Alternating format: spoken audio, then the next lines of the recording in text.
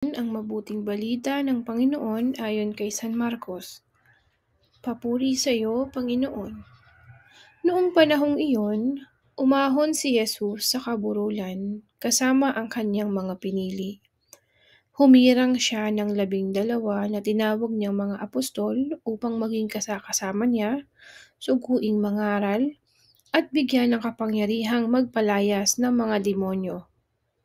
Ito ang 12 hinirang niya: si Simon na tinagurian niya ng Pedro, si Santiago at si Juan na mga anak ni Zebedeo. Sila'y tinagurian niyang Boanerges, na ibig sabihin mapupusok.